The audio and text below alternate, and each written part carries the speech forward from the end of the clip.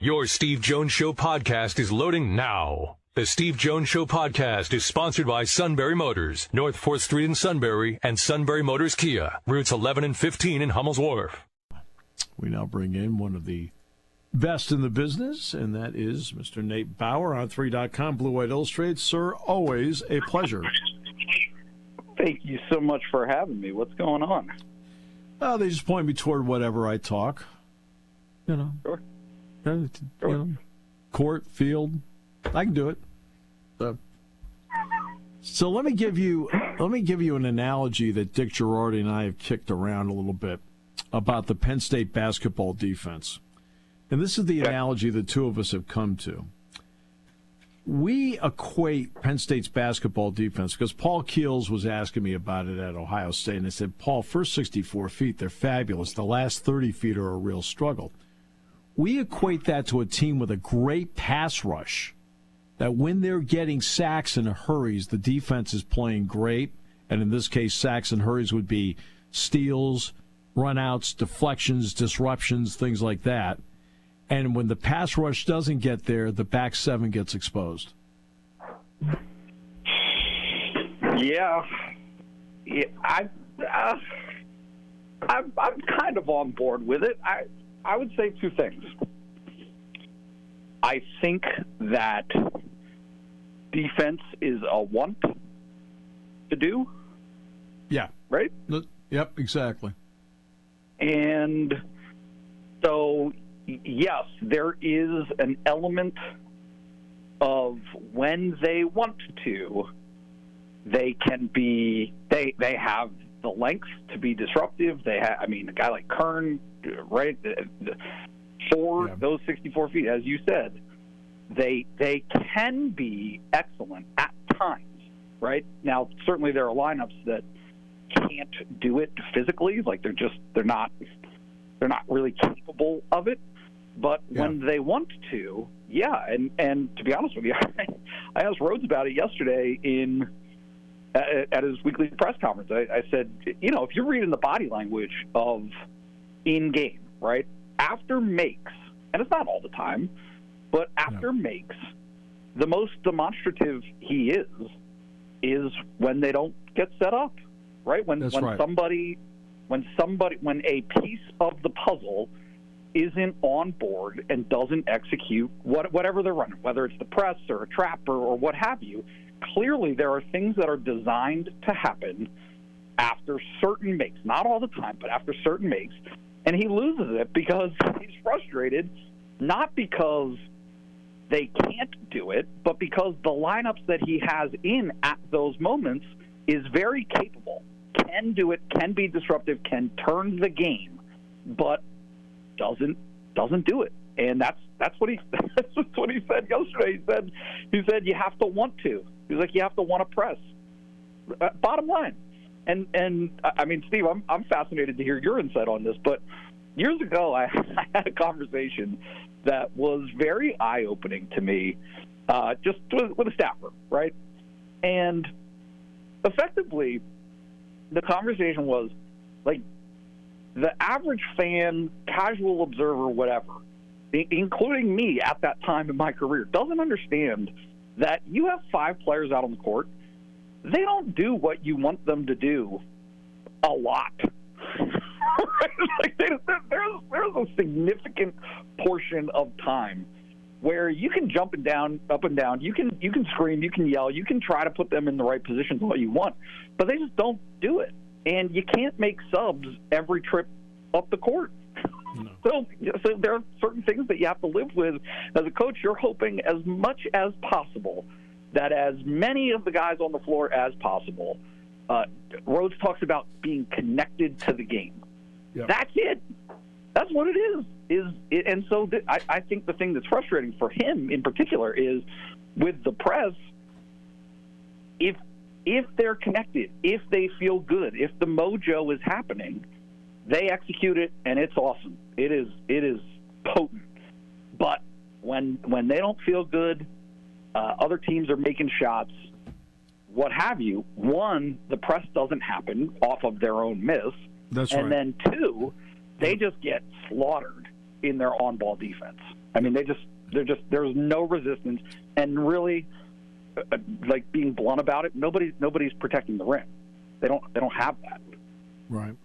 Well, there's the other element is this, and you asked, you'd be interested to hear what I had to say about it. One thing that I don't think people understand about sports, whether it's football or basketball, if one guy either can't or won't do it or is incapable of it, it fouls the whole thing up. It's amazing in football, if one guy can't grasp a play, you can't use the play.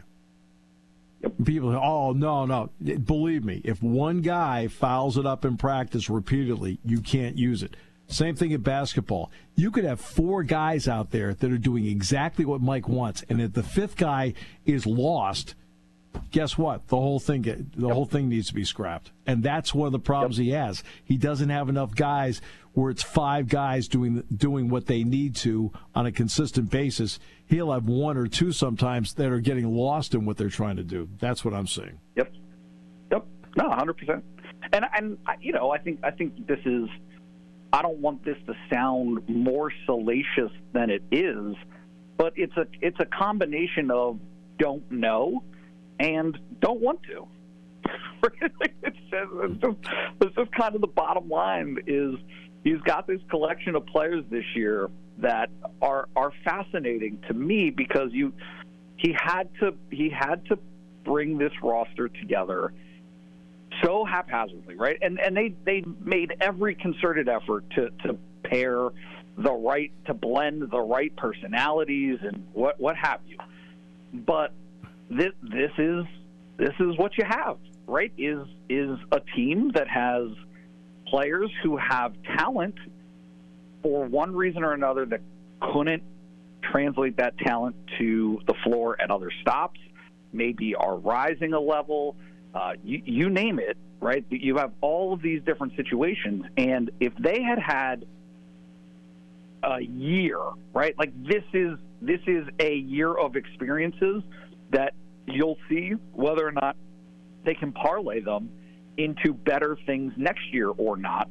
But you're going to have missing ingredients from that. There's certain pieces that aren't going to be here next year. They're not going to be playing for Penn State next year. No, I know that. And I have a pretty good idea which ones aren't. So yeah, so it's just a fascinating dynamic right now. And the thing that I think, he's very measured with his words about it because obviously you don't want to lose a team and you don't want guys to get frustrated. You still have a third of your games to play. Right. But the frustration is that there are the guys, the bodies on the roster to be able to execute. You've seen it. You've seen it in a bunch of these games. They can play with just about anybody. Okay, you got run at Michigan State. Zach Edey does what he does. That's going to happen, okay? But every other game that they've played this season, every single one, truly, that they have been able to play with their opponent. But they just don't have those shared experiences to be able to trust one another and execute. And when I say trust one another, that's on the floor with each other. That's the coaching staff. That's the direction that's being given to them. They don't have that trust built up, that scar tissue to be able to fight through it. Right. And you're in a league right now which is jumbled. I mean, it's jumbled. Yeah. I mean, they actually have, despite what happened the other night, they actually have opportunities coming up with a bunch of winnable games where, to me, they're 50-50 games. Now, you're playing on the road. They haven't won on the road yet, and they've got 2 of them this week. But there's not a significant, tremendous difference between the teams that they're playing and who they are right now, except for that shared experience part. Yeah, 100%. 100%. And again, I just think the frustration that he's exhibiting now, and it's he keeps it mellow, and I think he's trying to motivate as much as he can. And forget motivating through the media; it's not that. He's telling those guys the same thing to their face. Oh, I'm there. He's having those I'm same there. I see it. But what's that? I'm there. I hear it. I see it. So believe me, he's Yeah. So you're trying to have that message, and it just hasn't resonated. And so the thing that I think builds on the frustration is it's not as though you just have mutts that you're trying to squeeze all of the juice out of. That's right. Yep. Right. These guys can play. You got a bunch of them that can play, and certainly there are some limitations. They're going to get out rebounded. Those things are going to happen. Right? You understand some of those dynamics and the vulnerabilities and deficiencies that they have, but they also have some talented scorers. They have some talent, on the wings. They have some shooters who haven't shot it, and the message that he keeps pounding home, and again, it's kind of under the radar, is look, if you guys were willing to put in the work, you could meet that potential, but right. It just hasn't happened. They haven't quite got over that hump, and the lessons of the success, including what they did to Wisconsin, the lessons of success, what they did against Ohio State at home, right? All of those lessons, both positive and negative, they haven't been able to translate those into consistency. There's the other part, too. You try to put together a team in 59 days, then when you finally get them here, there's a changeover in strength and conditioning because Greg Miskinnis ended up taking the Notre Dame job. So Greg Golden's only been here, 8 months? To this point? They have not put in really, they're only in the initial stages of putting in the type of strength and conditioning program that Mike needs to have in place for the style of play he wants to play. And you have to actually stack a couple of years in it because right now you have some guys that are decent-looking players, but they don't have, even as veterans, don't have Big Ten bodies yet. Yep. Yeah, and it's not just Big Ten bodies; it's the conditioning to be able to move up and down the floor the way that Mike wants to, right? Yep. They're just it's just not there. It's just a fascinating seeing this over the last, the evolution of the program over the last, let's call it 4 or 5 years, right? So the end of Pat Chambers, the Ferry year, you got 2 years of Micah, and now this. Micah's first year, there weren't any players, right? He just didn't have a lot of guys. He had John Harrah, who gave everything he had and more, right? But it was just it was about survival at that point. Right. Micah goes to Notre Dame and takes actually, let's be a little fair about it. He still had Miles Dredd. He still had Seth Lundy to go with John Harrah, and then a developing Jalen Pickett. All right, so there was at least a foundation there to set up the next year because the only guy in that group you were going to lose was John Harrah. No doubt, but we're still talking about 4 players, right? They didn't have the complementing pieces. They didn't have the depth to be able to pull it off, and that played out over and over and over again in the sense that they were close. They would put up a fight, and they came close a lot. But they just didn't have that depth. This team actually does have depth. This team does have some of those things, but the difference is, and it's just fascinating to me, Shrewsbury was able to go to Notre Dame and take 3 freshmen, right, these incoming freshmen, that would have made a world of difference, right? If Rhodes could have, and he talked about it this summer, if he could have built and had a diversity of scholarship distribution on this class, in this roster, things would be different. Right? If Evan Mahaffey is at Penn State right now, things would be different. Keba Jai. But it's just a weird crossroads now for them because they have decisions to make as to the unknown of the portal got them into this spot that they're in right now. Yep. So you don't really want to go back to it. Mike Rhodes is a developmental guy. He's going to develop players. That's the way they want to build this program, is they want to bring in freshmen, right? But you've got immediate needs. They've got immediate things that they've got to resolve.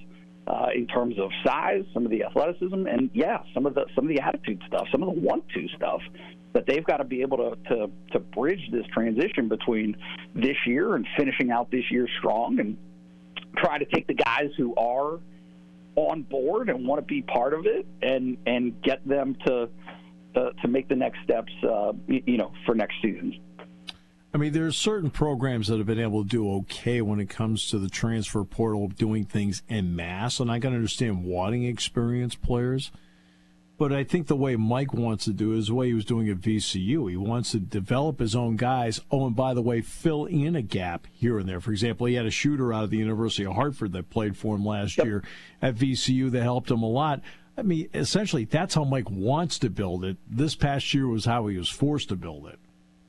Well, and if you want a shining example of his development, look no further than Nick Kern. Yep. I mean, Nick's been great. He's a different player, and he is the type of example of what they can be. Right? It's just a matter. You need a team full of them. And for one reason or another, they haven't been able to get there. But it's just, again, it's such a tantalizing group because it's not hopeless. No, it's not. Not in the least. It's not in the least. But no. I mean, people are down because they had a 15-point lead against a team that, let's face it, I still think they're better than.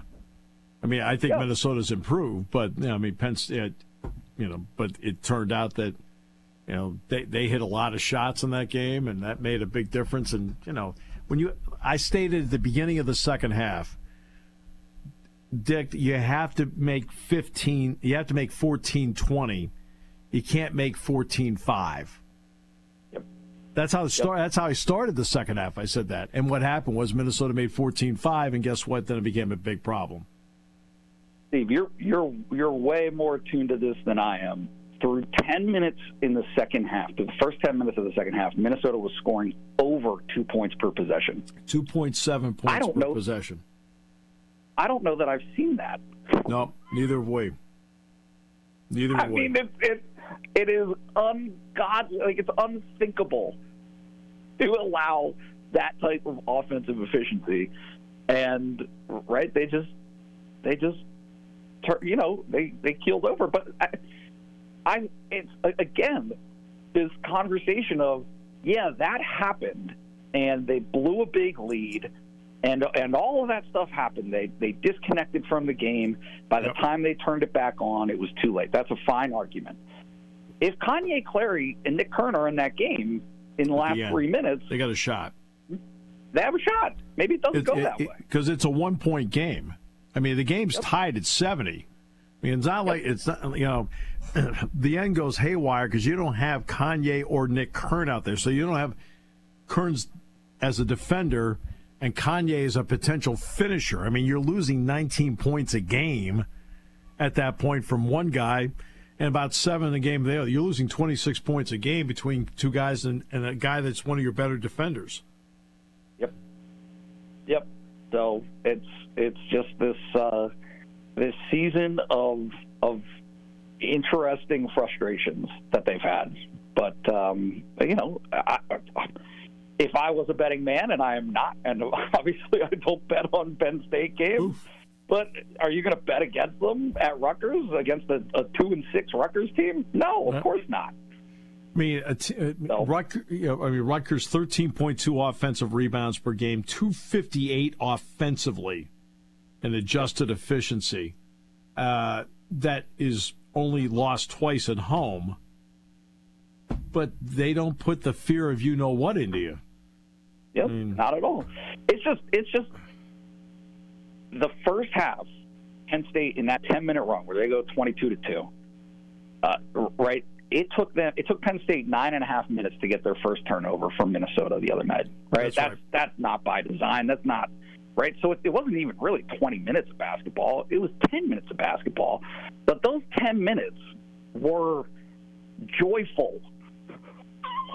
I can't describe it. It was the basketball. epitome of what Mike Rose wants to do and what they're capable of doing. And it wasn't just because Kanye Clary was lighting it up that somebody got hot. It was the opposite of that. They played as a team. Yeah. And it was on both ends of the floor. I mean, they just dictated. They did everything right that they wanted to on offense and defense, but they can't sustain it. And it's not. And again, not a matter of can't sustain it. It's just being able to take some strides to develop this process to where they're able to do it for longer stretches and to not have as wide of lapses, as you said, right? To be able to not have, what was it at Purdue, 27-2, right? Yeah, It's got to be 15-4. Yeah, I lived through it. Yeah, it was 27-2. I lived through it. Yeah, I remember it. Yeah. All right, my friend. Always great to talk with you. Thanks so much for having me. The outstanding Nate Bauer, on3.com, Blue White Illustrated. Neil Coulong in the next half hour here on News Radio 1070 WKOK.